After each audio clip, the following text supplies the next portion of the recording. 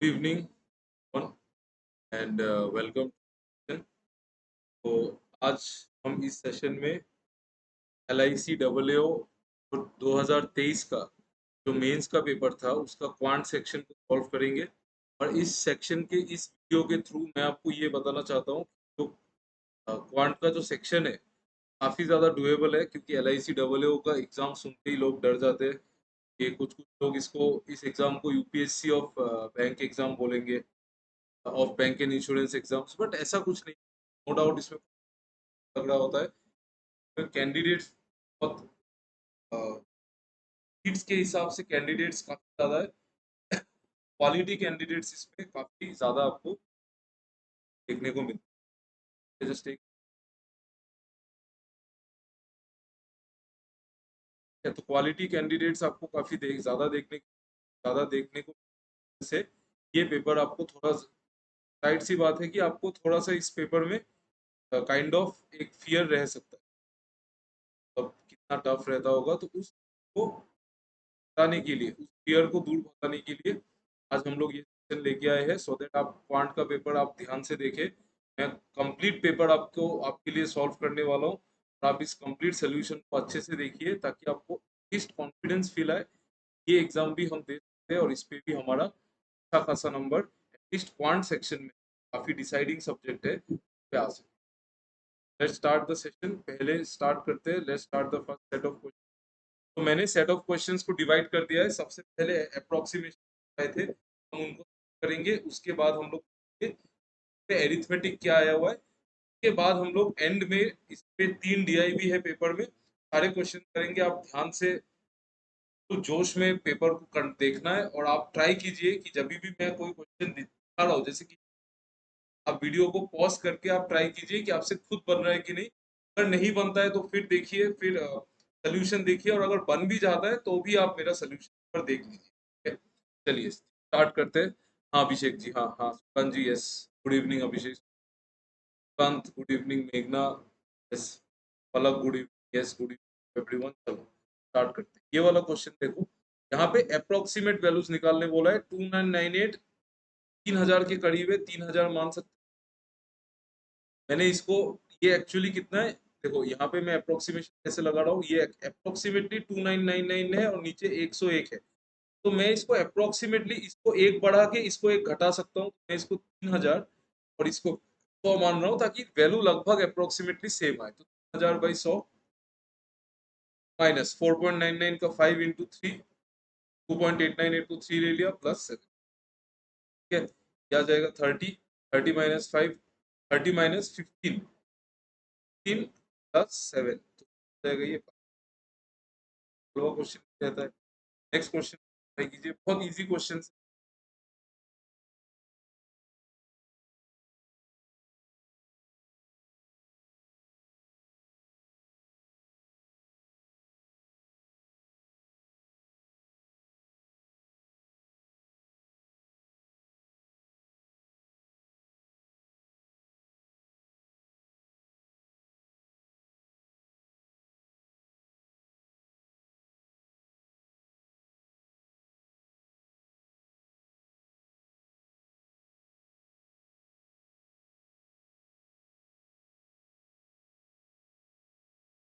देखो next question है, root under 676 का वैल्यू होता है आपका 76 का रूट कितना होता है 26, 576 का होता है 20, तो 26 इंटू 24 माइनस 18x 99, मतलब 26 इंटू 24 करने के लिए इसको मैं a plus b, a minus b के रूप में रख देता हूँ। 26 इंटू 24, 25 प्लस 1 और 25 माइनस 1 के फॉर्म में अगर मैं इसको रख दूँ, फिर इजी होगा ना, a plus b, a minus b, a square, ये हो जाएगा 625, 624, 624 माइनस 300 बराबर 18x, तो 324 और x का वैल्यू आ जाएगा 80 से। फिल्म्स का क्वेश्चन दिया है कुछ कुछ,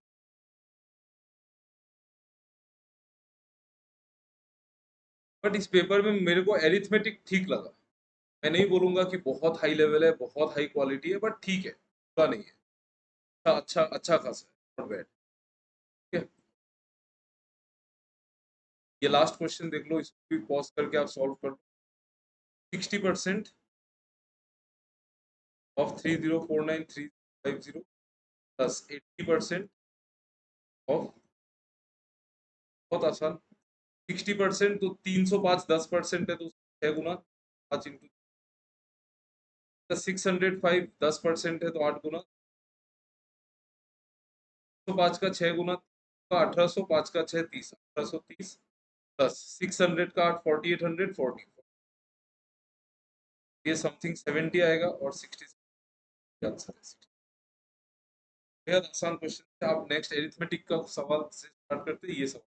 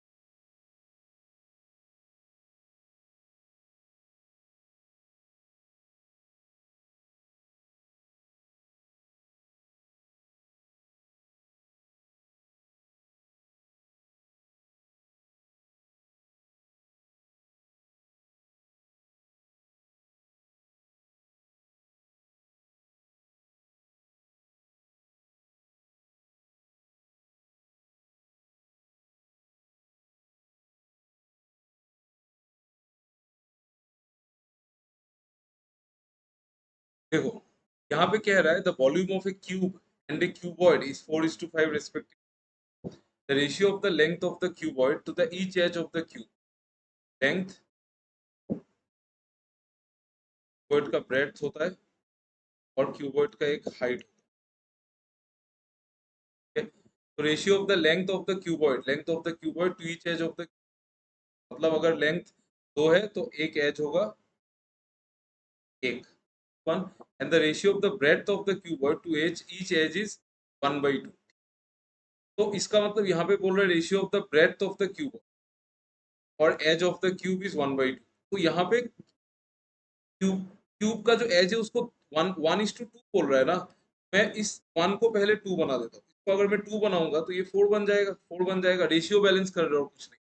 ratio of the length of the cuboid to each edge of the cube is 1, मैं अगर इसको 2 बना देता हूँ तो ये 4 बन जाएगा, और अगर एज इसका 2 है तो उसका ब्रेड कितना हो जाएगा 1, ठीक है। तो ये रेशियो आ गया मेरे पास, मैं इसमें x लगा देता हूँ, ये x, height of the cuboid is 10 centimetre, ये मुझे गिवन है हाइट ऑफ द,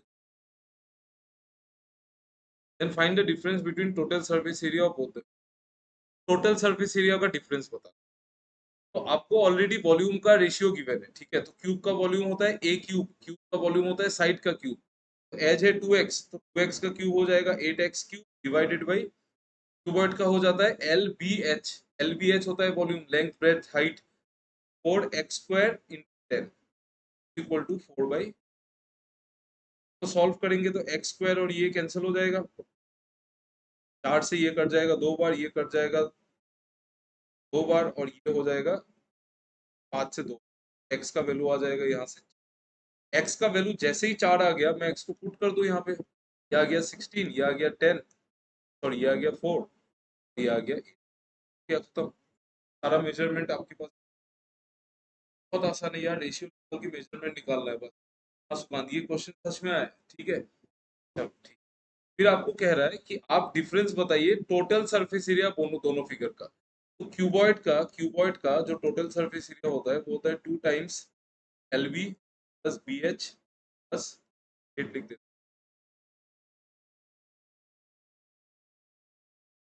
क्यूबॉइड का जो टोटल सरफेस एरिया होता है वो होता है 2 times plus BH plus times LB 15 into 10 160 plus LB plus BH 60 460 plus 4 into 10 4 हो गया।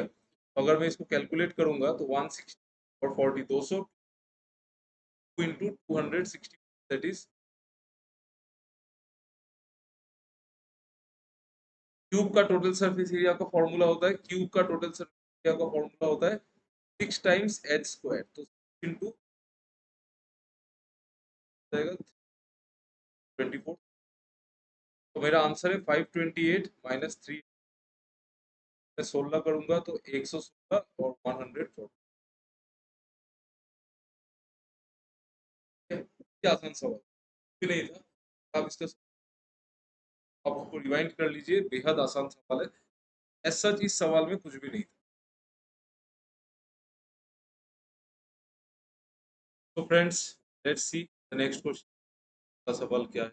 एरिथमेटिक करेंगे। हाँ जी, हाँ प्रिया जी, बिल्कुल पेपर ये वाला क्वेश्चन वाला सवाल देखिए।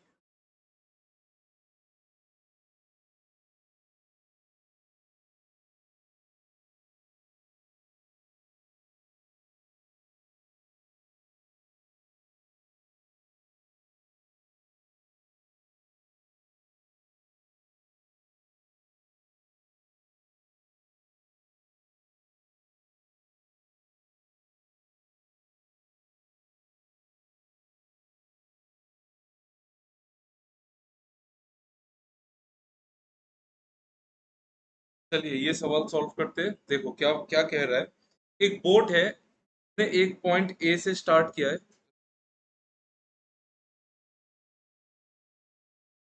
कोई बोट है, उसने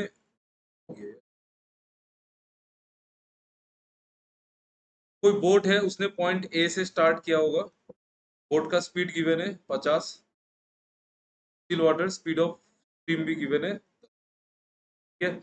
after reaching to point B यहाँ पे पहुंचा, 30 मिनट रुका and after that come back to point A, यहाँ पे रुक के वापस आया। The time taken by the boat in this journey is 15 घंटा 30 मिनट। तो डिस्टेंस बताना है, ठीक है। Travel by the boat simple है। देखो अभी एक कॉन्सेप्ट आपने अगर हमारा क्लासेस देखा या फिर आपने कहीं से भी पढ़ा है, तो आपको एक कॉन्सेप्ट हमेशा पता होगा कि जो एक ही डिस्टेंस अगर दो अलग अलग स्पीड से चला जाए, एक ही डिस्टेंस अगर दो अलग अलग स्पीड से चला जाए, तो एक फॉर्मूला होता है कि डिस्टेंस बराबर speed one speed divided by speed one plus speed two total time, होता है फॉर्मूला। यस जी। अभी ये चलती का नाम होता है, मतलब चलती का नाम गाड़ी, तो चलती का नाम ये फॉर्म। अगर बोट रुक जाए तो रुकने वाला टाइम हमको कैलकुलेट नहीं करना है, यानी कि यहाँ पे जो 30 मिनट रुका है ना, वो मुझे अकाउंट में नहीं लेना है।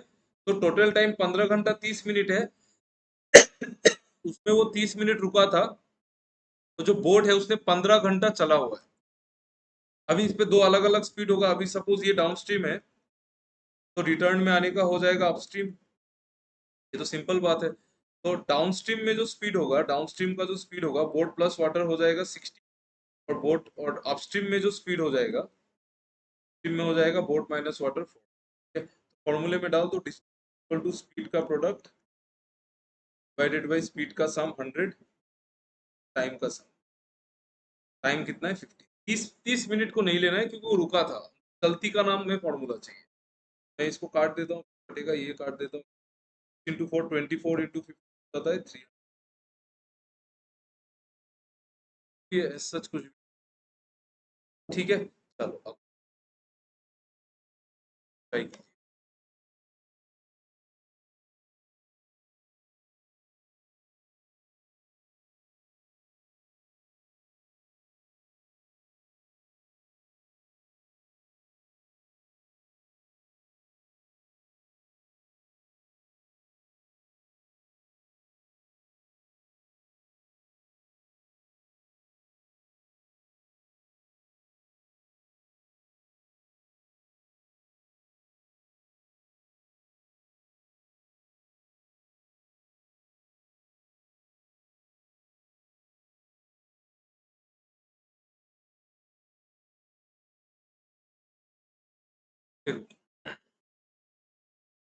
में कह रहा है income of A and B the ratio this and B and C.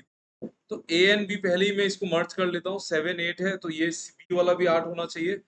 A B और सी का जो इनकम का रेशियो है, इनकम का जो रेशियो है वो 7 8 और 6 है। 4 3 को 8 6 बना लिया, ये तो सिंपल चीज है। Ratio of savings of A and C is 4:3। Savings का ए और सी का रेशियो पता है मुझे,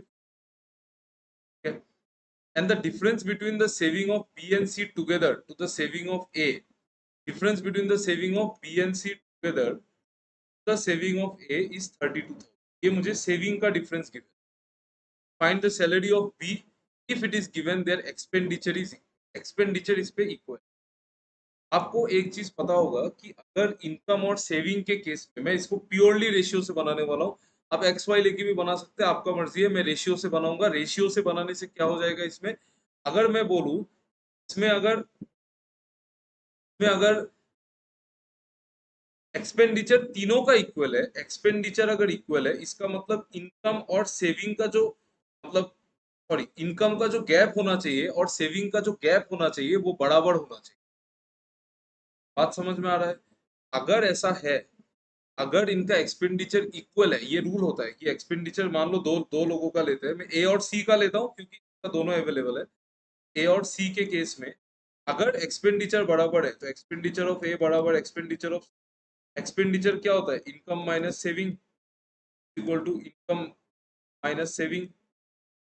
आई ए माइनस आई सी जो होगा वो हो जाएगा एस ए माइनस, मतलब इनकम का गैप और एक्सपेंडिचर का गैप अगर सेम है तो that means ratio is already balanced. और यहाँ पे आपको दिख भी रहा होगा कि रेशियो ऑलरेडी बैलेंस्ड है क्योंकि ए और सी का जो इनकम का रेशियो है ना सर, वो 7 और 6. अब ध्यान से देखो, इनकम का जो रेशियो है वो 7 और 6 और इसका सेविंग का जो रेशियो है वो 4 और 3. ठीक है, ये भी गैप एक यूनिट है, ये भी गैप एक यूनिट बैलेंस्ड है. मतलब ये जो गैप है 3, ये इसका एक्सपेक्ट है. तो ये भी ठीक है. ये अगर 3 है तो ये भी 3 है, ये भी तीनों का सेम है, तो मतलब ये 5 हो जाएगा. ये आपको करना है, तो बस यही करना है. ठीक है, क्लियर है. आप अगर आपको डाउट आएगा कि सर आपने बी का कैसे डायरेक्टली सोच दिया, तो आप खुद देखो ना, ये अगर रेशियो में है, ये रेशियो में है, ये भी रेशियो में है, तो वो भी रेशियो में ही होगा. फिर भी अगर आपको डाउट आता है तो आप इधर देखो, एक का गैप है, इधर भी एक का गैप है. अब बी और सी में देखो, दो का गैप है, इसमें भी दो का गैप है, तो डायरेक्ट माइनस होगा. अगर गैप इक्वल है तो डायरेक्ट माइनस होगा. ठीक है, यहाँ पे क्या था मेरे पास, जस्ट कि गैप इक्वल था, ये एक यूनिट था, ये भी एक यूनिट था, तो मैंने डायरेक्ट माइनस किया. 7 - 4 3, 6 - 3, ये 3, ये भी 3, ये भी 3. और ये अगर 3 होगा तो 8 में क्या घटाने से 3, 5. अभी ये हर एक चीज बैलेंस्ड रेशियो, मतलब हर एक चीज एक ही वेरिएबल में होता है. तो ये 7x, 8x, 6x, 4x.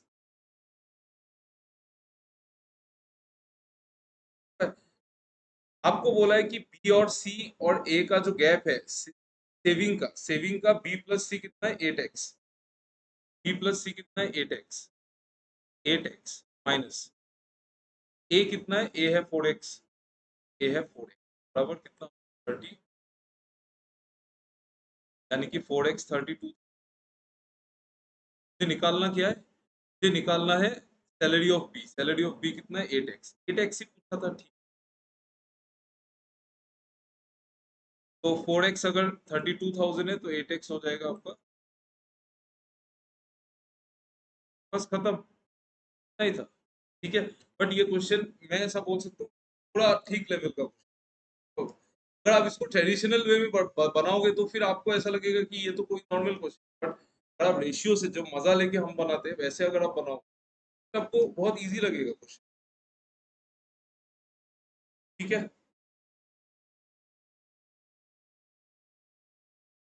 ये सवाल ट्राई कीजिए.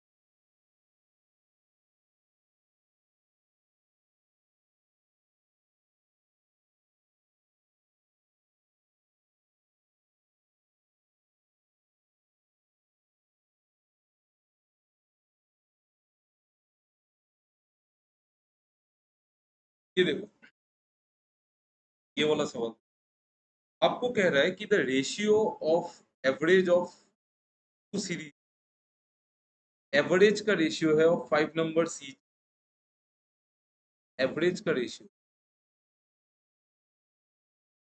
28:44, वो सीरीज है हर एक में 5 नंबर,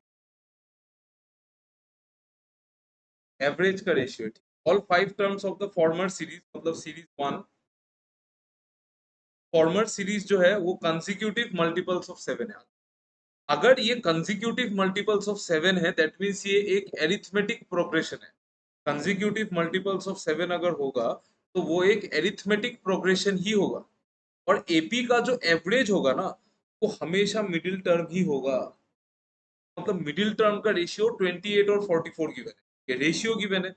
मैं 4 से काट दूं तो 7 और 11 भी हो सकता है, लेकिन 7-11 नहीं होगा, ठीक है, 7-11 होगा नहीं, 14 भी नहीं होगा, क्योंकि ये थर्ड टर्म है ना, थर्ड टर्म 7 का मल्टीपल्स में 14 कैसे होगा, 28 हो सकता है, बट इनफैक्ट 56 भी हो सकता है और 88 भी हो सकता है, बट आगे देखेंगे। ठीक है, ये 7 का मल्टीपल है सारा, और ये सारा 11 का।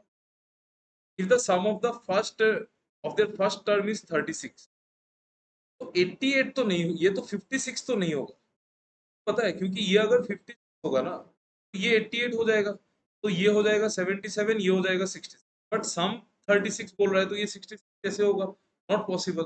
दैट मीन्स ये 28 ही होगा, ये 28 होगा, ये 35 होगा, ये 40, ये 14 होगा, ये 7 होगा, ये 21 होगा, ये 14 होगा, सिमिलरली ये 44 होगा, ये 33 होगा, ये 22 होगा, ये 55 होगा, ये 6, ठीक है। और आपको बोला है कि सम ऑफ देयर फर्स्ट टर्म 36 है, तो ये पता है मुझे 14 + 22। फिर आपको बोला है कि then what is the difference between the greatest term of the series divisible by 11, greatest term of the series ये, and the second greatest term of the series divisible by 7, इन दोनों का डिफरेंस पूछा है तो 30,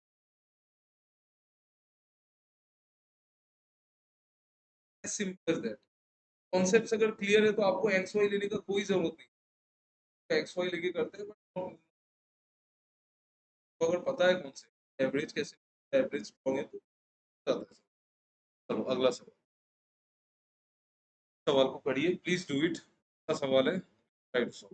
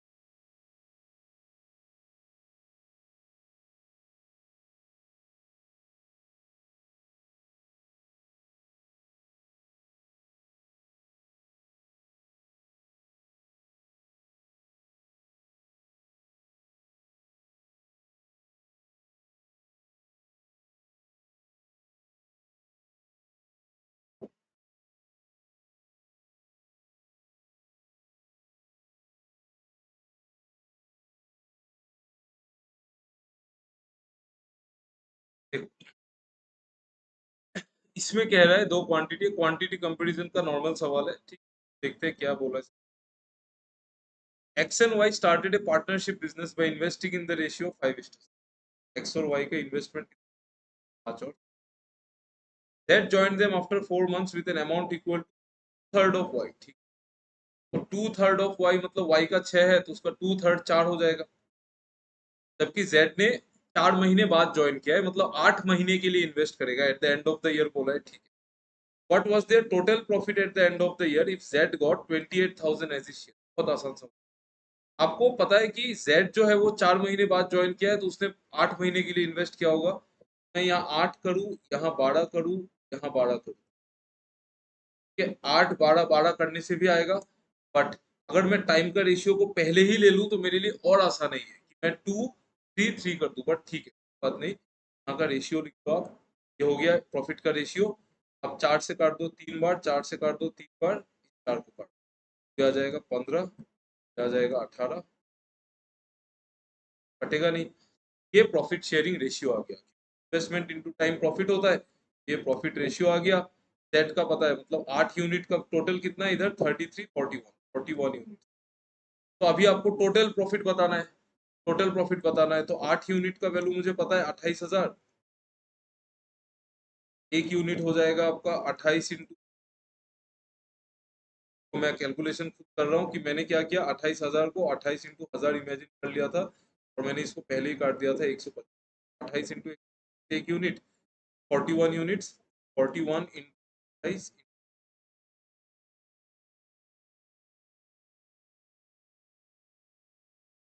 ठीक है, इसका आंसर है 41, 125। मैं नहीं निकाल रहा हूँ, कंपेयर करना है तो क्या पता बाद में पता चल जाए। क्या क्लियर है? देखो क्लियर है तो हम मिटा देंगे।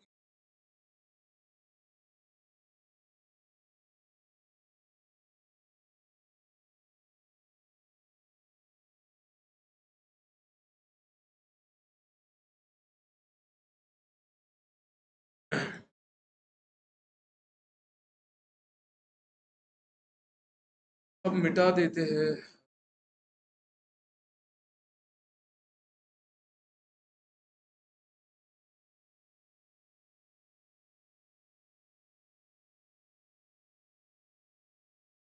Two friends P and Q started a business investing amount in the ratio 5:6. Invest R joined them after 6 months, investing an amount equal to Q. R 6 months बाद आ रहा है, अमाउंट तो सेम है। 6 मंथ्स बाद आ रहा है तो 6 मंथ्स के लिए इन्वेस्ट करेगा। अभी मैं 12 12 6 नहीं लेके, तो दो, दो और एक ले लेता हूँ, कट ही जाना है इसको, क्या आ जाएगा आपका 10, 12, 5 है, और ये हो गया इनका प्रॉफिट शेयरिंग रेशियो, 5 6 और 3। बढ़िया, बिल्कुल आसान सवाल। 5 6। अभी आपको बोल रहा है at the end of the year 20% profit was earned which was equal to 98,000।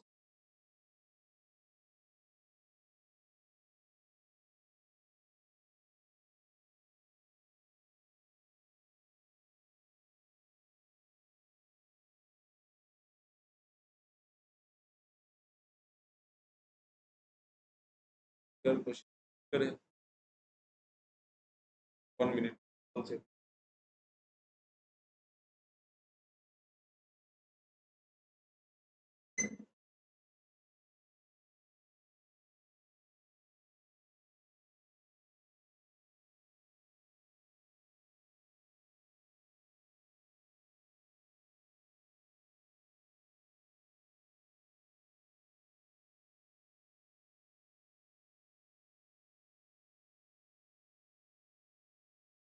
Let me सी इसमें गड़बड़ क्या है।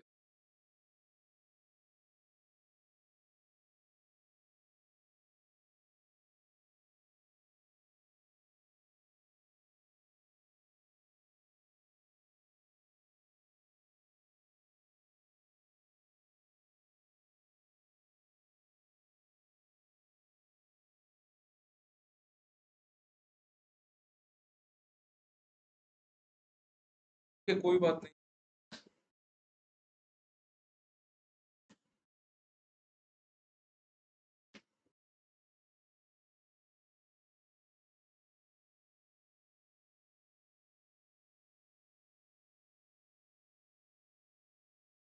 चेक कर।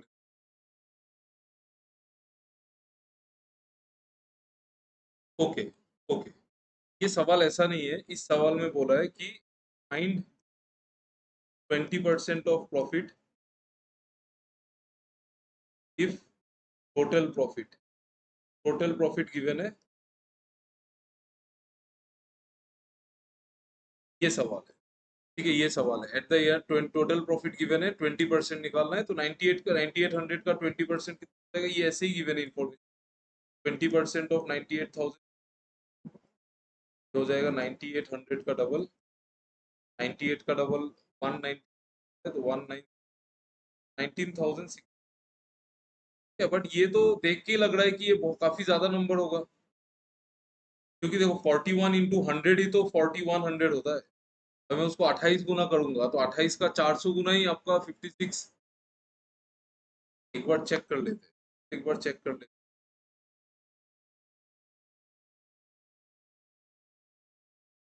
काम करता हूँ इसमें। ये तो मुझे पता है कि 19,600 19 का कैलकुलेशन है 41 इंटू 8 इंटू, तो 41 को मैं अलग कर देता हूँ, बाद में मल्टीप्लाई करूंगा। 28 इंटू 125 को कर लेता हूँ, तो 28 का 100 गुना होगा आपका 2800, और 28 100 का 25% होगा 700, का मतलब ये हो जाएगा 35 3500। 41 500 करना है, करो 41 इंटू 35 कर लो, ठीक है। 35 जीरो बाद में लगा देंगे हम, 35 इंटू जाएगा सर 140, 100 प्लस 35 1400, 1,43,000। ऑफकोर्स ज्यादा है, मैं वही बोल रहा था कि ये ज्यादा ही है, तो साइन गड़बड़ हुआ है, ये क्वेश्चन आएगा, ठीक है।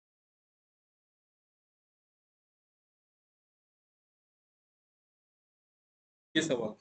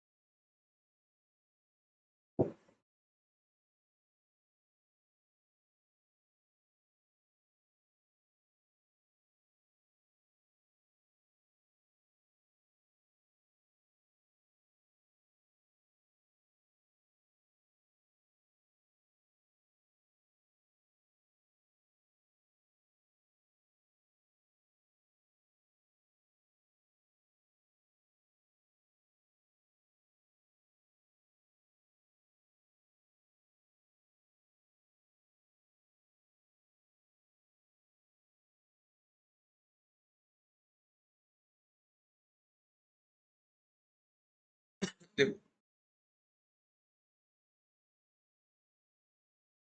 A2 के लोन फ्रॉम बी, ए ने बी से लोन लिया, 12% पर एनम after 3 years he had to pay 5100 for this, पे करना पड़ा, 5100 पे करना पड़ा, प्रिंसिपल पूछा। तो 12% अगर रेट है, 3 साल का टाइम है, तो इंटरेस्ट 36% का आएगा, तो पे कितना करना है आपको, 136% पे, का वैल्यू कितना है, देख के ही पता चल रहा है, ये 17 से कटेगा 8 बार, ये 17 से कटेगा 3, तो 8% का वैल्यू 300। आपको निकालना क्या है, आपको प्रिंसिपल ही निकालना है, मतलब 100% का वैल्यू निकालना है, प्रिंसिपल 100% होता है ना, 8% का वैल्यू अगर 300 होगा, 8 को कौन सा नंबर से मल्टीप्लाई करने से 100 बन जाएगा, आप बोलोगे सर हमको पता है, आप ज्यादा सिखाओ मत, 12.5 इंटू 8 करने से 100 बनता है, ये 12.5, तो ये 12.5, ठीक है। तो ये हो जाएगा 125 का 30, यानी कि 125 का ट्रिपल होता है 375, तो 7 amount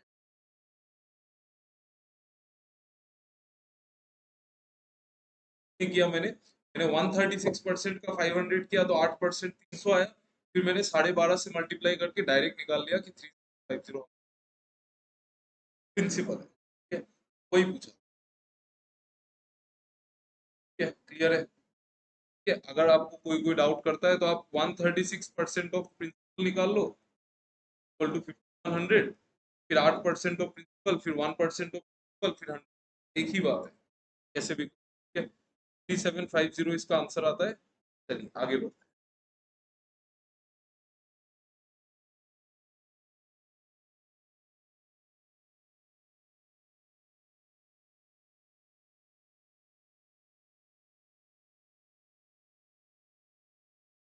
If for a certain sum the compound interest for 2 years at the rate of 12% per annum is 508 point, 2 साल के लिए सीआई बोला है 12%, 2 साल के लिए 12% में रेट कितना होगा, 12 प्लस 12 प्लस 12 इंटू 500, का मतलब ये हो जाएगा आपका 24 प्लस 25 पॉइंट, तो 25.44% का जो वैल्यू गिवन है वो गिवन है 508। आपको प्रिंसिपल यानी कि 100% निकाल देखते हैं। 25.44 तो मतलब 4.4% का जो वैल्यू होगा होगा 5088। मैंने डेसिमल को दोनों साइड में राइट में शिफ्ट। देखो सिंपल है, 2544 का डबल होता है 5088 होता है। तो अभी अगर ये डबल, अगर ये इंटू टू नहीं है, मतलब बात समझ में आ रहा है, ये इंटू 20 है क्योंकि यहाँ पे पॉइंट है ना, यहाँ पे पॉइंट है तो 1% का वैल्यू 20 हो जाएगा। तो 1% अगर 20 हो जाएगा, पूरा का पूरा वैल्यू कितना हो जाएगा मेरे भाई? 100% 2000 का मतलब क्वांटिटी ए, ये बड़ा वाला साइन है, क्वांटिटी ए क्वांटिटी से बड़ा है, ये क्वांटिटी बी से बड़ा है। क्वांटिटी ए आ रहा था 350, आ रहा था। नॉलेज ऑफ मैथमेटिक्स के हम। हाँ सुकांत जी, देखो यही पेपर आया है, LIC पेपर इजी आता है। मैं बार बार ये चीज, पेपर आसान आता है बट कंपटीशन हाई है तो आपको फास्ट सॉल्व करना पड़ता है। ये वाला सवाल है।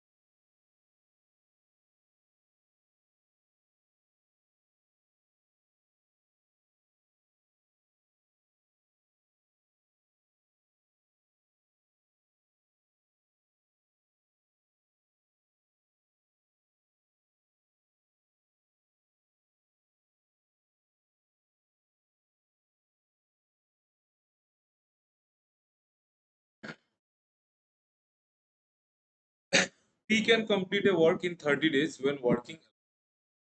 He works for 6 days and the remaining work is completed by Q and R. R अकेले 8 दिन में काम को खत्म कर देता है कि अकेले कितने। तो मैं इस सवाल को दो तरीके से बनाऊंगा, चाहता हूँ कि आप दोनों सोल्यूशन देखिए, आपको जिस सॉल्यूशन में ज्यादा मजा है। पी एक काम को 30 दिन में करता है, पी अकेले कर सकता है तो 30 करेगा। आर अकेले करेगा तो 8 दिन में करेगा। आर अकेले करेगा, 60 का LCM coefficient.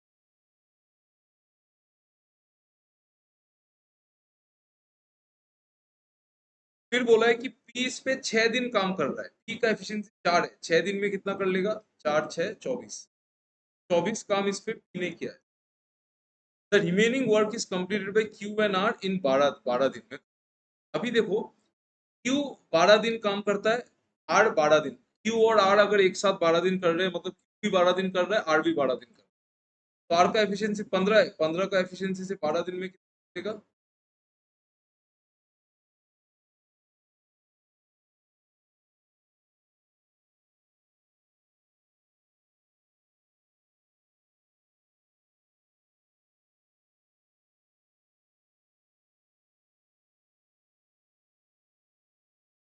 Okay, sorry sorry sorry, मैंने गलत पढ़ा है।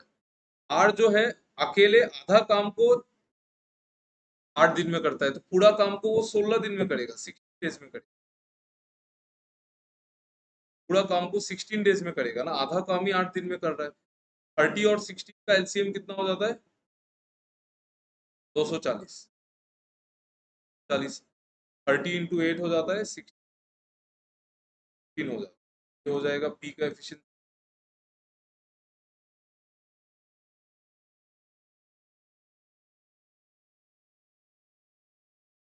और ये हो जाएगा आर का एफिशिएंसी। तो पी ने कितने दिन काम किया? 6 दिन। 8 का एफिशिएंसी से 6 दिन काम करेगा तो कितना काम कर लेगा? 40। ये काम किसने किया है? पी ने। ठीक है। The remaining work is completed by Q and R in 12 दिन, मतलब क्यू ने भी 12 दिन, आर ने भी 12 दिन। आर 15 का एफिशिएंसी 12 दिन में कितना करेगा? एक। ये काम आर ने किया। तो 180 आर ने किया है 48, यानी कि 228 यूनिट काम तो हो चुका है। 228 यूनिट काम तो हो चुका है। तो बाकी जो 12 यूनिट है ना, वो किसने किया है? क्यू ने। कितने दिन में? 12 दिन में। मतलब क्यू एक दिन में एक कर सकता है। क्यू ने अगर 12 का काम 12 दिन में किया है, मतलब एक दिन में एक करेगा, सिंपल बात है। तो क्यू का एफिशिएंसी 1 है। अभी आपको बोला है कि क्यू पूरा काम को कितने दिन में करेगा, तो 240 दिन में। एक दिन में एक करता है तो 240 कर 40 दिन में। सिंपल सवाल है। बट ये सवाल आप वर्बली भी कर सकते हैं, मैं आपको बताता हूँ कैसे। ये तो क्लियर है, आप एक बार ये सोल्यूशन देख लीजिए और मुझे अप्रूव कर दीजिए कि सर ये बिल्कुल।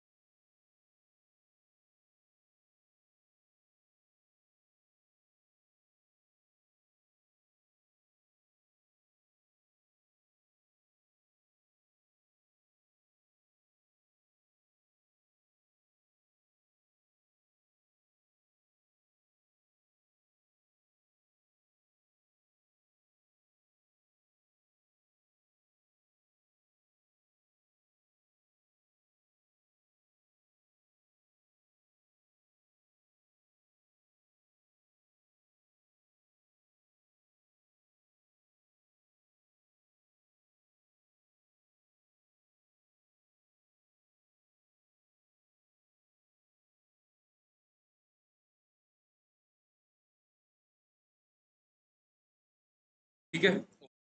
ये हम इस सवाल को थोड़ा मजेदार तरीके से करेंगे ताकि मजा आ जाए। मजा तो इस, ये तो सबको आता है यार, जो सबको आता है उसमें मजा नहीं है। अभी बात बोल रहे हैं कि पी एक काम को 30 दिन में कर सकता है। कर सकता है। पी 6 दिन काम कर रहा है, अगर 30 दिन में वो काम खत्म कर सकता है तो 6 दिन में वो 6/30 करेगा, यानी कि 20% करेगा। ठीक है। 6/30 मतलब 1/5, तो 20% काम इस पे पी ने किया। आर अकेले आधा काम 8 दिन में करता है, तो आर 16 दिन में पूरा काम कर सकता है। पूरा 16 दिन में पूरा काम। लेकिन आर ने तो 12 दिन काम किया है, 16 दिन में पूरा काम कर सकता है, तो 12 दिन में कितना करेगा? आप बोलोगे सर 3/4, यानी कि 75% काम इस आर ने किया। 25% आर ने किया। पी ने 20% किया, आर ने 75% किया, यानी कि 95% काम तो इन्होंने किया है। तो मतलब 5% काम को क्यू ने 12 दिन में किया है। इसलिए क्यू ने 5% काम अगर 12 दिन में करेगा तो 10% काम वो 24 दिन में करेगा। तो मतलब 100% काम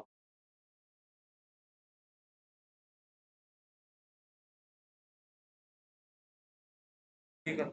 वर्ड निकालना छोड़ो, वर्डविली निकाल सकते हैं। वर्डविली मैच करना चाहते हैं, नहीं चाहते कि हम आपको पेपर सॉल्व करके बताएं। जस्ट फॉर दैट रीजन कि आप उसमें जस्ट आप के ना जाओ, मतलब आपको जस्ट क्वेश्चन पता, सोल्यूशन में भी मजा आना चाहिए। ठीक है, चलिए अगला सवाल।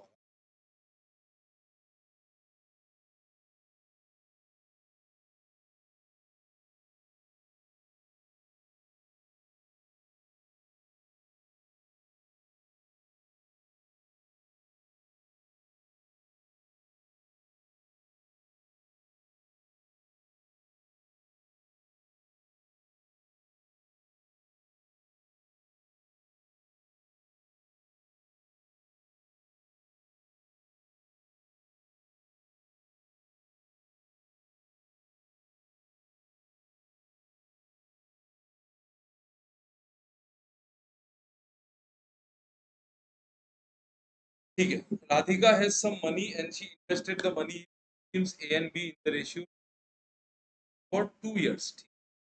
टीम ए में 40% पर एनम सीआई मिल रहा है और में 20% पर एनम एसआई मिल रहा है 2 साल के लिए। Difference between the interest obtain, interest निकाल। आप बोलोगे सर दो ले लो, लेकिन दो का मैं 40%, 96% होता है सीआई में। 40 को अगर मैं 2 बार घुमाऊं तो मेरे पास 40 प्लस 40 प्लस 40 40/100, ये आपका 96 होता है। ये 96%, दो का कैसे निकालू 96, क्या करेंगे? तो ए का जो इन्वेस्टमेंट है उसको मैं मान लूं, और बी का जो इन्वेस्टमेंट मान लूंगा, क्या प्रॉब्लम है? दो पास में रहना है, ठीक है। ए में कितना इंटरेस्ट आ रहा है? 40% 2 साल के लिए, यानी कि 96, और 200 का 96% कितना हो जाएगा? 96 का डबल, यानी कि 192 का इंटरेस्ट। 500 पे कितना आएगा? आप बोलोगे सर 20% 2 साल तो 40% इंटरेस्ट आएगा, सिंपल। 40% 500 आपको नहीं पता, हमको तो पता है क्या होता है, 200। आपको बोला है कि डिफरेंस बिटवीन द इंटरेस्ट 940 है, यानी कि ये जो 8 यूनिट है ना, 8 यूनिट का वैल्यू 940 है। तो निकालना क्या है? How how much was the invested in scheme B, 500 unit का वैल्यू निकाल। ये कोई बात नहीं, 8 यूनिट अगर 940 है तो 8 को किस नंबर से मल्टीप्लाई करने से 500 आएगा? आप बोलोगे सर 4 को तो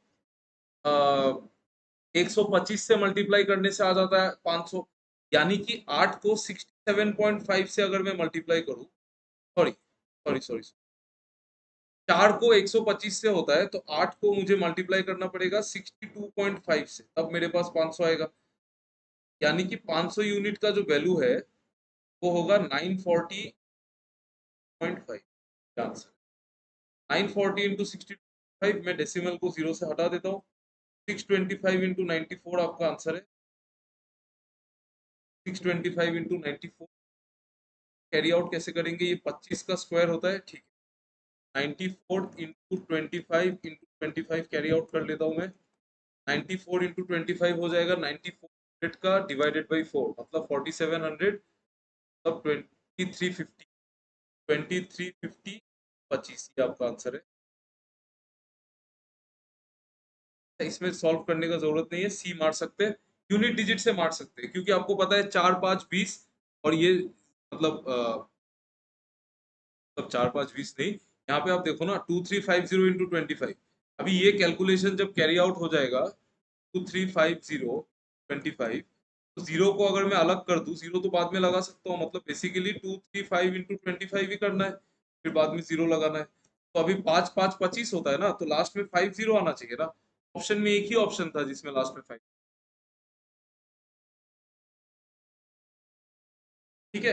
लास्ट में 5, आप ये मत सोचो सर यहाँ पे भी 5 है, नहीं नहीं नहीं नहीं नहीं नहीं, हंटर हंटर गर्ल आपका क्या नाम आ रहा है? जनरली तो बॉयज हंट करते थे, अभी गर्ल्स भी हंट कर रहे हैं, ऐसा कुछ नहीं है। हंटर गर्ल जी, आप ये देखिए कि 5 लास्ट का, तो आप ये देखो ना, आप यहाँ पे 5 और 5 25, 5 आ रहा है ना, और जीरो, तो 50 ही आएगा ना एंड में, एक ही ऑप्शन में था यार, तो क्या जरूरत है सॉल्व, ठीक है। चलिए।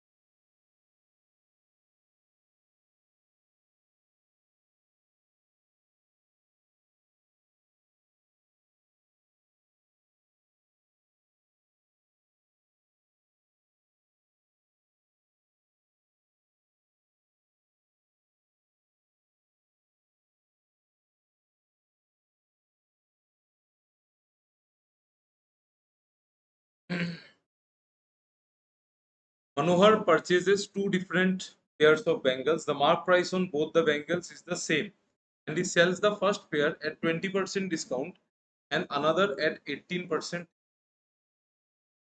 प्रॉफिट भी बताएगी, तो प्रॉफिट के हिसाब से एडजस्ट करना ही सही है। 23 प्राइम नंबर है तो ठीक। मैं पहले फर्स्ट पेयर का बात करेंगे। सब कुछ चाहिए मुझे CMP। मैं यहाँ पे मेरे पास डिस्काउंट और प्रॉफिट गिवन है, तो मैं SP को बीच में रख देता हूँ। उनको पता है कि क्यों कर रहे हैं। डायरेक्ट डायरेक्ट आंसर आएगा। और दोनों का MP भी सेम है। अच्छा, दोनों का MP सेम है। ठीक है जी। पहला वाला को 20% डिस्काउंट में बेचा है और पहले वाले में 12% का प्रॉफिट। 20% डिस्काउंट में बेचना मतलब 5 का सामान 4 में बेचना होता है, और 12% का प्रॉफिट करना मतलब होता है 12%, यानी कि 4 से काटूंगा तो 3 बार, 4 से काटूंगा तो, अगर आपको ये नहीं पता है तो आप 12/100 कर लो। 4 से 3 बार, 4 से 25, तो 25 का सामान कितने में बिकेगा? 28 में। 3/25 का प्रॉफिट है, 25 का सामान 28 में। सिंपल सिंपल सवाल है यार। नेक्स्ट, यहाँ पे 4 है, यहाँ पे 28 है, इस 4 को 28 बना दो आप। करो, ये हो जाएगा 25, 4 7 28 और 5 7 35। पहला हो गया सॉल्व। MPS। सेकंड में 18% का डिस्काउंट है, यानी कि 18% का मतलब होता है 9/50, यानी कि 50 का सामान 41 में से। 23% का प्रॉफिट है, यानी कि 100 का सामान 123 में सेल हुआ है। अगर आप थोड़ा चालाकी करोगे तो आपको ये पता है कि 41 इंटू 3 करने से ही 140, तो रेशियो को अगर मैं वैसे बैलेंस करूँ, 41 इंटू 3 तो 50 इंटू 3, ये हो गया 100, ये हो गया 41 इंटू 3 123, ये हो गया 50 इंटू 3 150। ठीक है, बट अभी भी काम खत्म नहीं हुआ है, क्योंकि आपको मार्क प्राइस सेम रखने बोला था।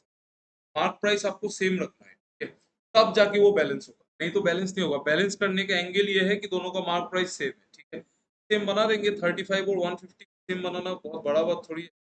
35 और 150 का LCM निकाल लो आप।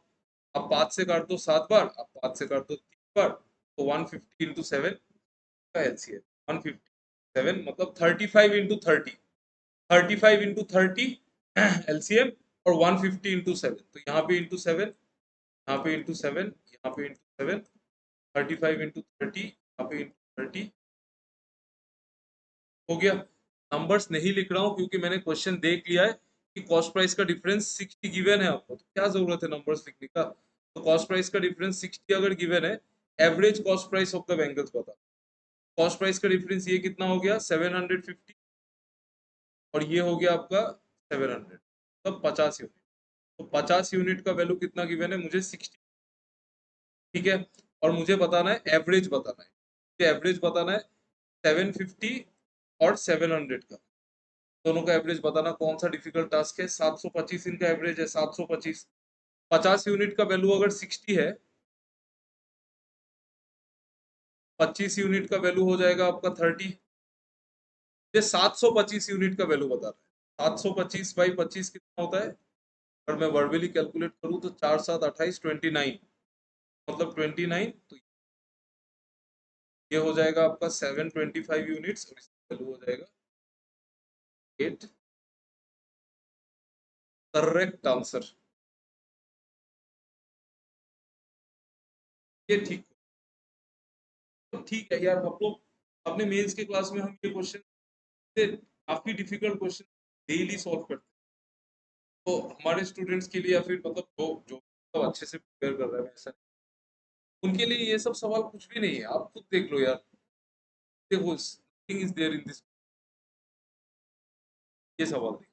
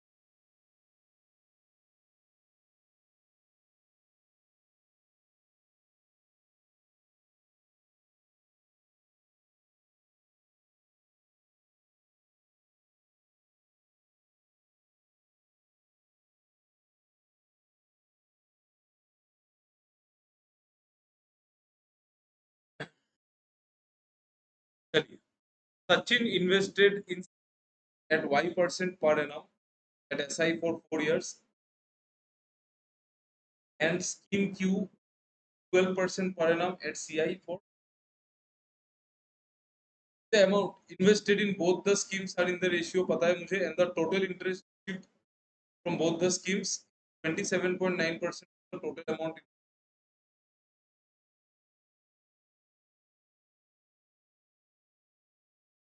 देखो इसका एक तरीका तो ये है कि आप क्या निकालना है, y का वैल्यू निकालना। एक तरीका तो ये है कि आप इसको 3x मान एक अमाउंट को, एक को 5x मान। तो y% 4 साल के लिए 4y% ऑफ 3x प्लस 12% 2 साल के लिए तो 25.4% 5x, और जो टोटल इंटरेस्ट आया है that is 27.9%। Total amount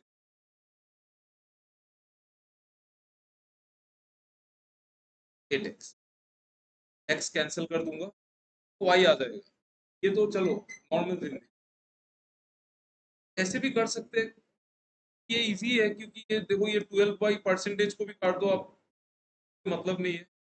12y का वैल्यू 27.9 इंटू 8 करना पड़ेगा, एक एक स्ट्रगल ये है। तो हम लोग इसको एक काम करेंगे, इसको एलिगेशन से सॉल्व कर सकते हैं। एलिगेशन से कैसे करेंगे, आपको पता है कि अगर एक पार्ट दो अलग अलग पार्ट में डिवाइड हो जाता है, एक पार्ट से सर्टेन इंटरेस्ट आता है, दूसरे पार्ट से सर्टेन इंटरेस्ट आता है, और कंबाइंड भी मुझे पता है कि ओवरऑल सम से कितना इंटरेस्ट है, तो एलिगेशन लगाने से मुझे पता चल सकता है कि अमाउंट जो मैंने इन्वेस्ट किया था उसका रेशियो क्या है। और वो रेशियो ऑलरेडी आपको गिवन है, तो रेशियो ऑलरेडी गिवन है 3:5 का, रेस्पेक्टिवली भी पता है, तो उसी ऑर्डर में होगा। पहले वाले से आपका y% इंटरेस्ट आया है, ठीक है, तो y% इंटरेस्ट आया है, तो इधर 4y होगा, इसको मैं रख देता हूँ। यहाँ पे 12% इंटरेस्ट आया है सेकंड वाले से, सेकंड वाले से 25.44% का इंटरेस्ट आया है। अभी फाइनली कितना इंटरेस्ट आया, 27.9% का इंटरेस्ट। मैं इसको 4 ही रहने देता हूँ। 12% वाला आप समझ लो, 12 + 12 + 12 इंटू 12/100 करने से डायरेक्ट आता है 24 + 0.44, दैट इज नथिंग।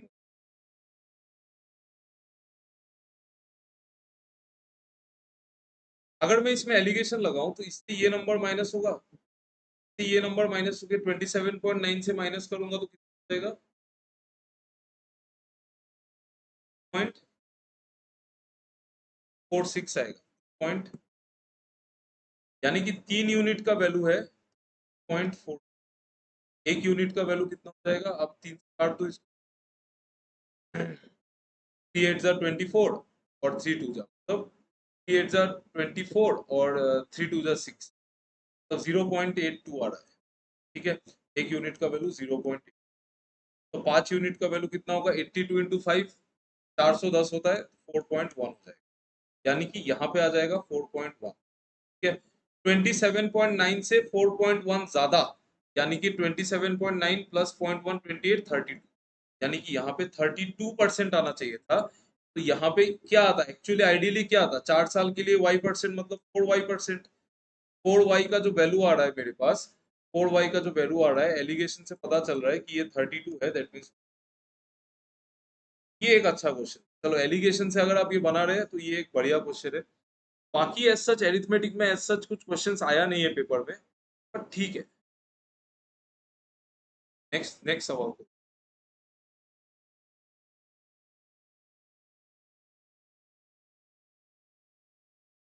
तो गाइस चलिए, सबसे पहला डीआई इस पेपर में एक केसलेट के फॉर्म में आया था, तो इस डीआई को सॉल्व करेंगे, जो इन्फॉर्मेशन है वो लिखेंगे और देन,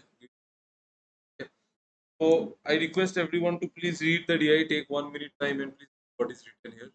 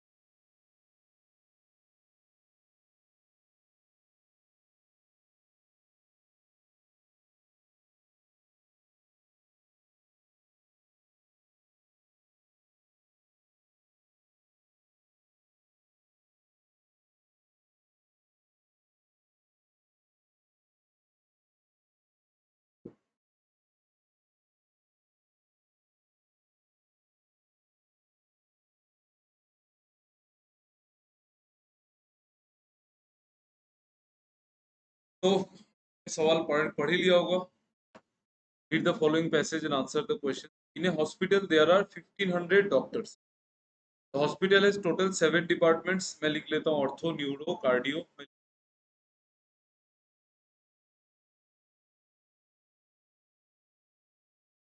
कार्डियो और gyno, paediatry, ophthalmology, anaesthesia. Gyno, paediatry, ophthalmology और एनेस्थीसिया हो गया डिस्ट्रिक्ट।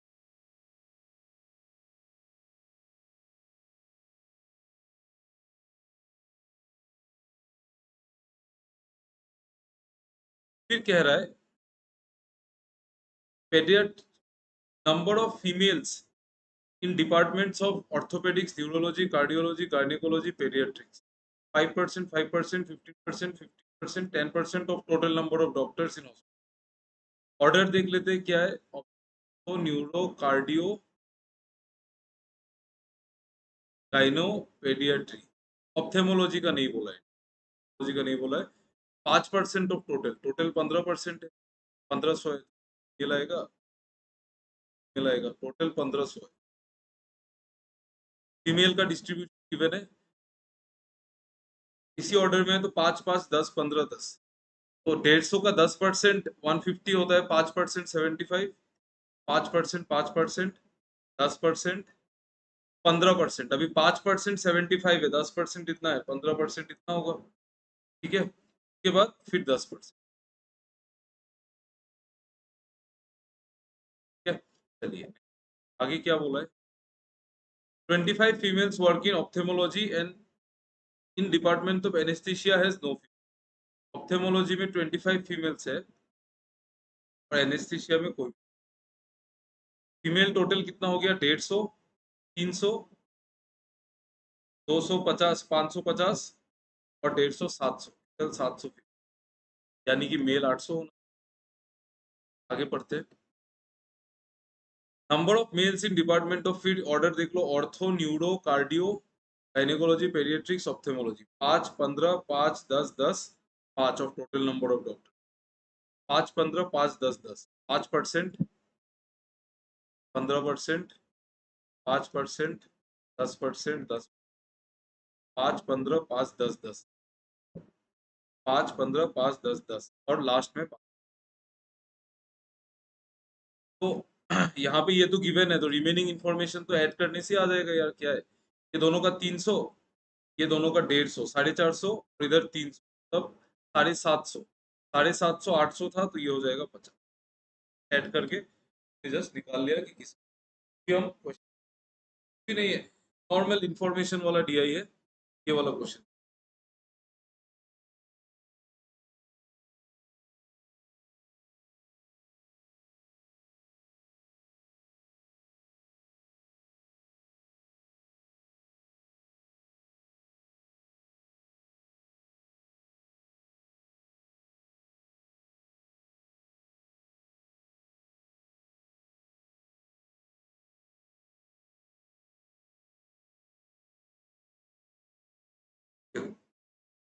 इसमें कह रहा है if equal number of male and female joint in department of gynaecology, the ratio of the number of male and female working in gynaecology to the number male working in gynaecology to the number of female working is to 5:6।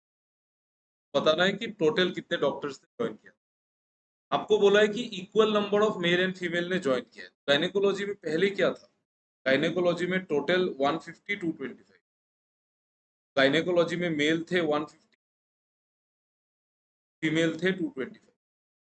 अगर मैं इसका ratio लूंगा तो total कितना था, 375। Total doctor से 375, और अगर मैं रेशियो लूंगा तो 2 और 3 का रेशियो आएगा।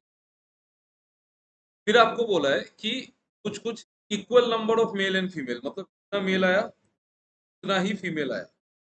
इसके वजह से रेशियो ऑफ द मेल और फीमेल बन गया 5:6।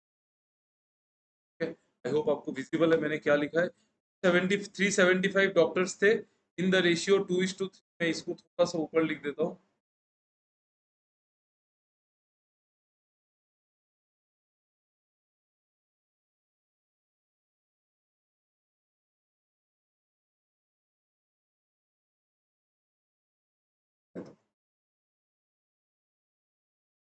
तो 2:3 के रेशियो में थे,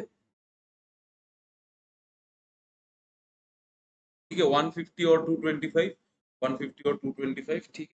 अभी बोल रहा है इक्वल है। अभी देखो एक कॉन्सेप्ट होता है कि अगर ये नंबर जितना इंक्रीज हुआ है, अगर ये वाला नंबर उतना ही इंक्रीज हो, सेम नंबर, तो इन दोनों में जो 1 यूनिट का गैप है, इन दोनों में भी सेम गैप होना चाहिए। पहले जो रेशियो में गैप है, बाद में भी सेम होना चाहिए। तो यहाँ पे ऑलरेडी सेम है, यहाँ पे एक है, यहाँ पे एक है, कुछ करने का जरूरत नहीं है। 3 यूनिट का वैल्यू निकालो, 3 यूनिट का वैल्यू निकालो। आपको बोला है टोटल नंबर ऑफ डॉक्टर्स कितना ज्वाइन किया, तो रेशियो ऑलरेडी कनेक्टेड है। तो यहाँ पे कितना ज्वाइन किया, यहाँ पे ज्वाइन किया 3 यूनिट, और यहाँ पे कितने ज्वाइन किए, 3 यूनिट। मतलब बेसिकली मुझे 6 यूनिट का वैल्यू निकालना है। मुझे पता है कि टोटल डॉक्टर्स जो 5 यूनिट है, 5 यूनिट का वैल्यू 375। 5 यूनिट अगर 375 है तो 1 यूनिट 75 है। 3 और 3 कितना ज्वाइन किया, 6, तो 6 यूनिट कितना हो जाएगा, 6.5। ठीक है, 1 यूनिट 75, तो फिर 75 इंटू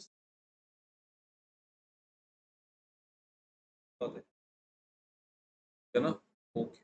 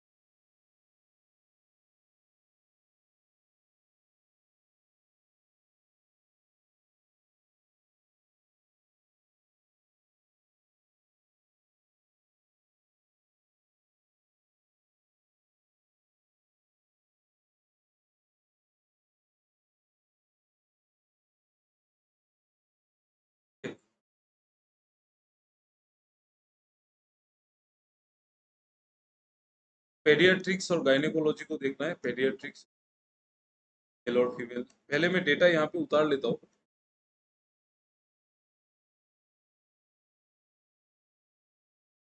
गायनेकोलॉजी और पेडियाट्रिक्स 150, 150, 225, 150, 150, 150, 225,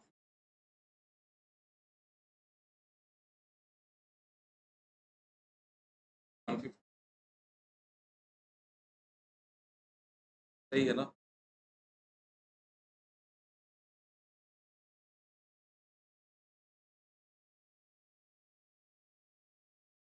155 है, ये 150। और एक बात ये है कि ये गाइनो नहीं है, ये पेडियाट्रिक्स ऐसे भी, ये गाइनो है। 25 female from gynae are shifted to paediatrics. Female 225 था, वहां से गाइनो से यहाँ पे आ गया 25, ये बचेगा 200। And 20 males from paediatrics are transferred to gynaecology. 20 इधर से चला जाएगा तो ये बचेगा 130, ये बनेगा 100। What is the ratio of number of male doctor to female doctor in department of paediatrics. 130 और ये 170, 130 और 175 को अगर मैं 5 से काटूंगा तो 26 हो जाएगा 30। एज सच कुछ भी नहीं आया पेपर में, paper is very simple. What is the number of mails working in anaesthesia, बता देंगे मेल्स कितना एनेस्थीसिया में। एनेस्थीसिया में मेल कितना, 50।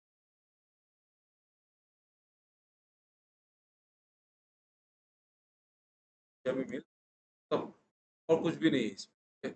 ये वाला क्वेश्चन करेंगे नेक्स्ट डीआई। पहले वाला डीआई आपने खुद ही देखा, हाँ जी अल्केश जी आपने खुद देखा है कि नहीं। हाँ मामून जी आपने भी देखा है कि ये सही है। मतलब इजी, बहुत बिल्कुल इजी डीआई। ये डीआई करेंगे, इसका इंफॉर्मेशन नोट डाउन करेंगे जितना हो सकता है।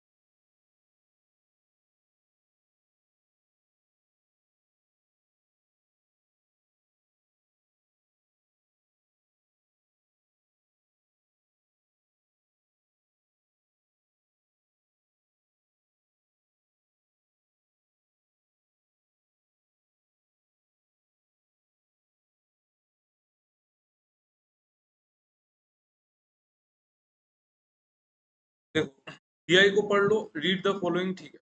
The line graph shows the number of students in 6 different states, 6 state है, नंबर ऑफ स्टूडेंट्स गिवन है। The given table shows the ratio of the number of students from two different school, दो different school है A और B, उसका रेशियो given है। तो पहले तोड़ लेते हैं, बहुत इजी है। देखो P में 160 स्टूडेंट्स है, वो A और B में डिवाइडेड है। DI का यही मतलब 11:5, तो 16 का वैल्यू 160, मतलब 11 का वैल्यू 110 और ये 50, 120, 5 का 120 तो 1 का 24, तो 2 का 48, 3 का 70, 240, 5 का 240 तो 1 का 48, तो 2 का 96 का 140। देखो मैं डायरेक्ट कर रहा हूँ, आप ब्रेक करके भी खुद करके भी कर सकते हैं। 5 यूनिट अगर 240 होगा, 1 यूनिट 48 हो जाएगा, तो 2 यूनिट पहले ब्रेक कर लेते हैं। 120 इक्वल है 1:1, यानी कि 160 160, 180 है 10, 10 का 180 है, तो 1 का 18, तो 3 का 54 और 7 का 126। 160 है, 5 11 सेम 50 और ये 100। क्या इतना इजी दिया ये, जबकि निकालना भी नहीं है, क्वेश्चन के हिसाब से भी निकाल सकते हैं, बट बहुत कुछ नहीं है। आप ये चीज भी काउंट करनी।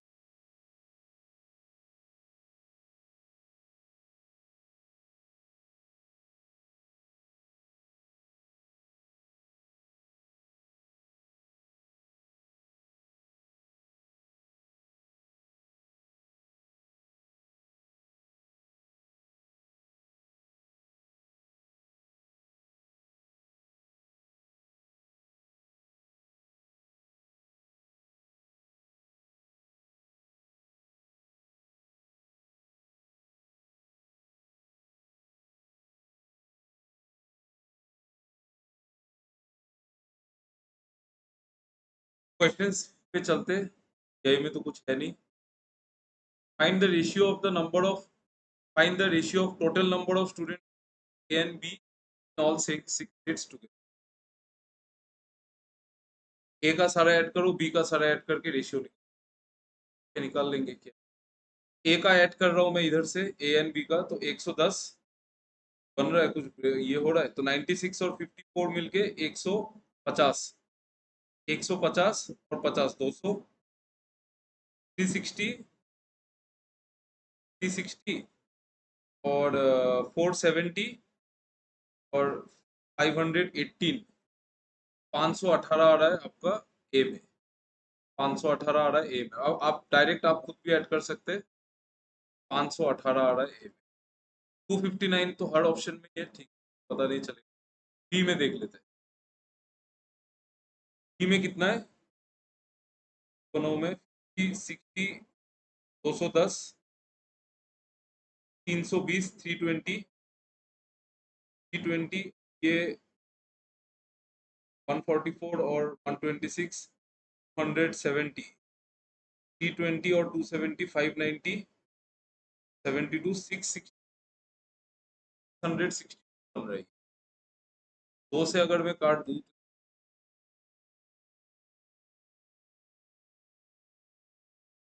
बहुत आसान था। DI तो बैंक हम लोग जो पढ़ते हैं उसमें तो ऐसा कुछ होता भी नहीं है, ये वाला question.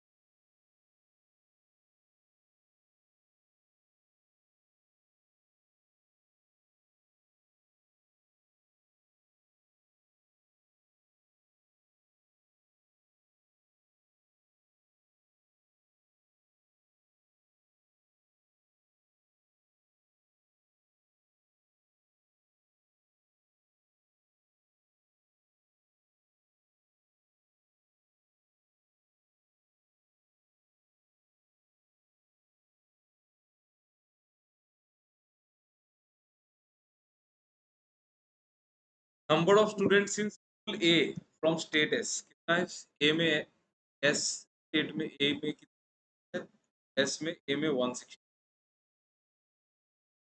160। What percent of number of students from school B P N Q का बी में कितना है 120 160 का कितना परसेंट है मैं डायरेक्ट इसको काट देता हूँ ये कटेगा 80 टाइम्स कटेगा 61 टाइम्स 80 बाई 61 का परसेंटेज निकालना है 100 से मल्टीप्लाई कर देता हूँ डायरेक्ट आंसर आ जाएगा 8000 बाई 61 है तो मैं काटने शुरू करता हूँ वन जा 19 190 तीन बार 190 तीन बार 180 70 एक बार 131 पॉइंट। देखो आपको पूरा सॉल्व नहीं करना चाहिए मैं भी ये मानता हूँ कि बहुत एक्सपीरियंस ऐसा सोचते हैं कि सर पूरा सॉल्व करके नहीं बता रहे आपको नहीं सॉल्व करना चाहिए मैं आपको बोल रहा हूँ ना अगर आप पूरा सॉल्व करने का हैबिट बना लोगे तो आप डाटा सफिशिएंसी में फंसोगे आप अलग अलग क्वेश्चंस में आप हमेशा फंसते हो ठीक है ये वाला क्वेश्चन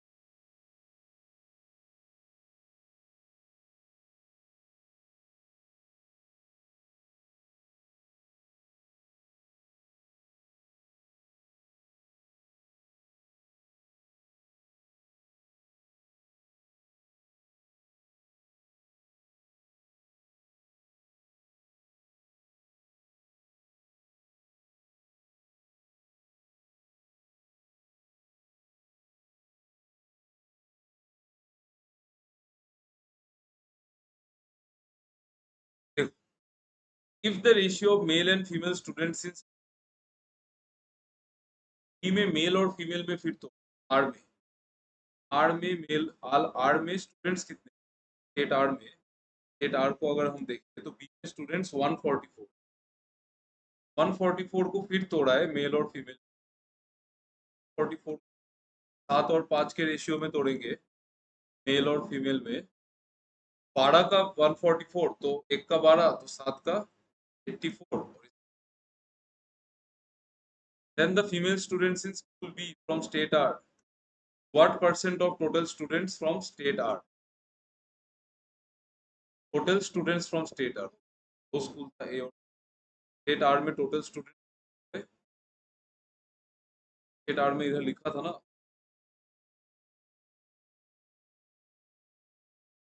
60 240 का कितना परसेंट है यही पूछा 40 का 1/4 है इजी इजी क्वेश्चन है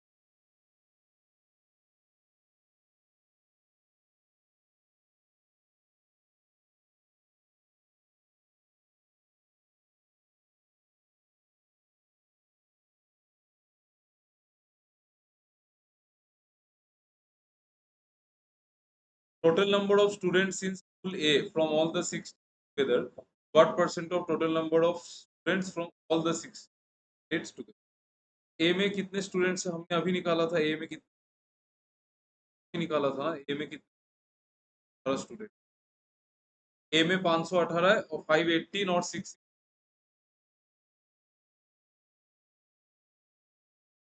है तो ए में तो 518 है टोटल कितना है 580 प्लस 100 1180 518 1180 का कितना आपको यही निकालते हैं कितना परसेंट 118 इसका 10% है 18 मैं अगर 4 बार जाऊं तो 472 तक पहुंचूंगा 40% तो हो गया मेरा 100 से बचा कितना मेरे पास 28 और 18 यानी कि 46 जो नंबर है वो 118 का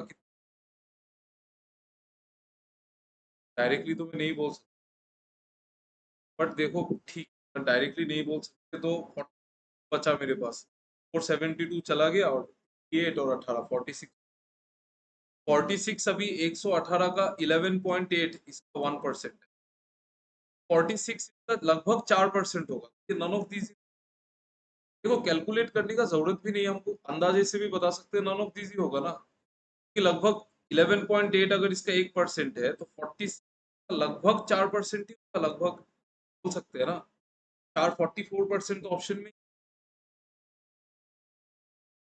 ठीक है।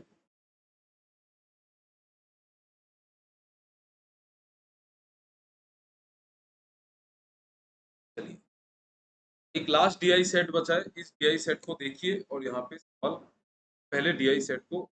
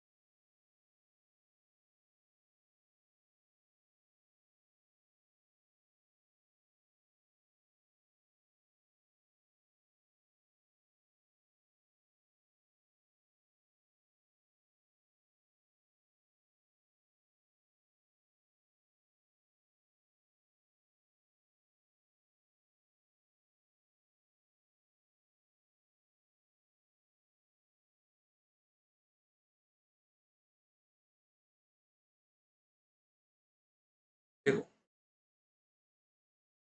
कह रहा है कि pie chart given below shows the distribution of number of JBL headphones sold in A shop 5 consecutive, अलग अलग जुलाई अगस्त, तो जुलाई कौन सा है, ये है जुलाई, ये अगस्त है, ये सितंबर है, ये अक्टूबर।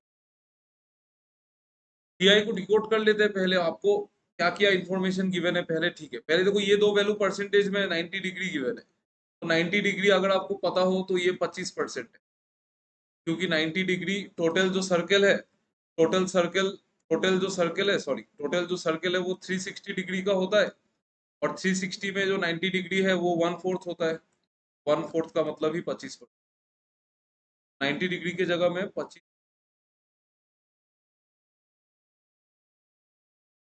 देखो ये 15 है, ये 5 है, 20 और 25 45 हो चुका है, का मतलब इन दोनों को मिला के देखो टोटल जो है ये 100% होना चाहिए, क्योंकि टोटल हमेशा 100% होता है। तो अभी यहाँ पे 15 है, यहाँ पे 5 है, 20 है, और ये 45 हो गया, तो बचा कितना 50, मतलब ये जो दोनों है यानी कि 7x प्लस x, इसका वैल्यू 55 है, यानी कि 11x का वैल्यू हो जाएगा 55।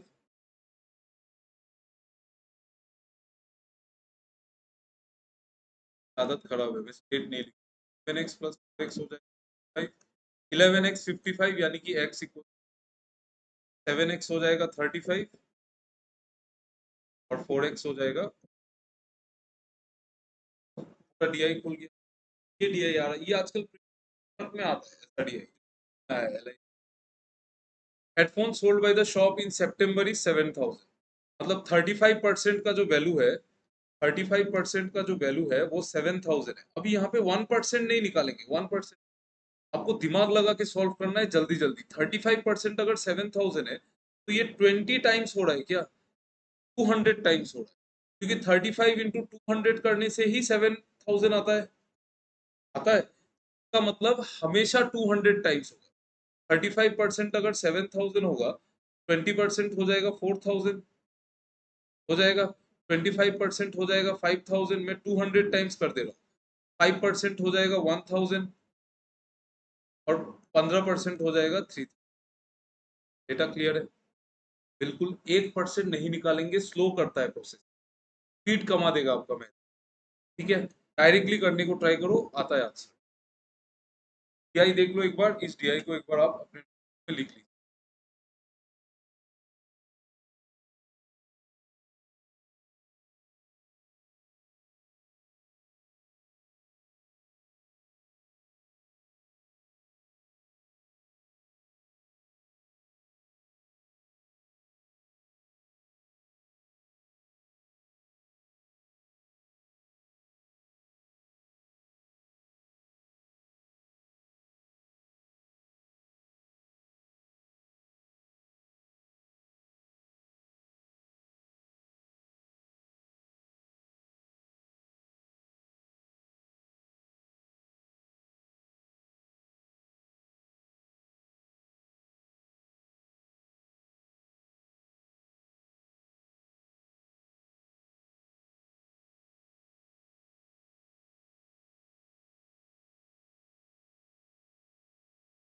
ठीक है, मैं डेटा नहीं लिख रहा हूँ, मैं यहाँ से ले लूंगा। चलिए स्टार्ट करते हैं सवाल जवाब का सिलसिला।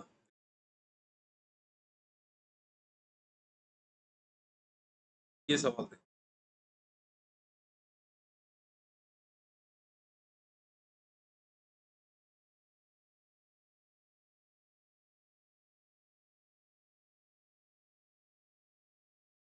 सवाल में कह रहा है कि एक JBL headphone, if E JBL headphone sold by the shop in August, August में कितने हेडफोन्स बिक गए पहले अगस्त में कितने, जुलाई अगस्त, जुलाई अगस्त, 4,000। ठीक है, 4,000 का एक, 4,000 टोटल हेडफोन्स, एक 250 का पड़ा है। Then find the total revenue generated. Easy question है, 250 के साथ जिसमें जो है वही होगा, है बोलो तो। नेक्स्ट, बोलो।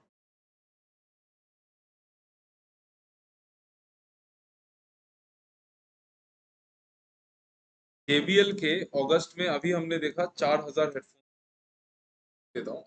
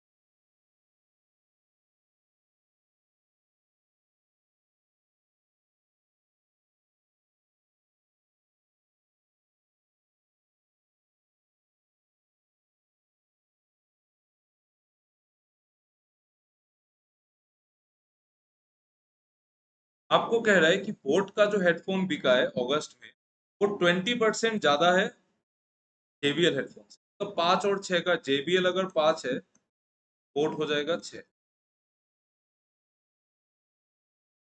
5 का वैल्यू अगर 4,000 है, 6 का वैल्यू 4,800, यही पूछा कि नहीं है ना। 4,000 JBL का बिका है, 25% ज्यादा मत, 20%, 6/5, 5 से काटूंगा तो 800 बार कटेगा, 800। क्या सवाल, एरिथमेटिक 2-3 अच्छा छोड़ के इस पेपर में कुछ भी नहीं है। ये वाला देखो,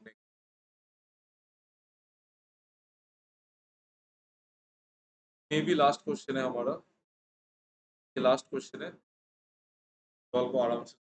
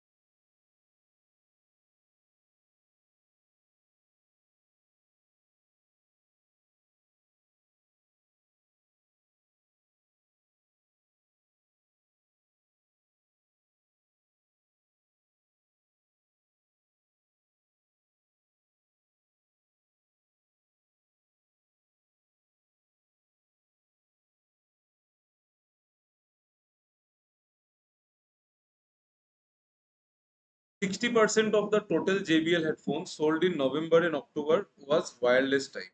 नवंबर और अक्टूबर का डेटा देख लेते हैं JBL हेडफोन्स पर। अक्टूबर में 3000, नवंबर में 1000।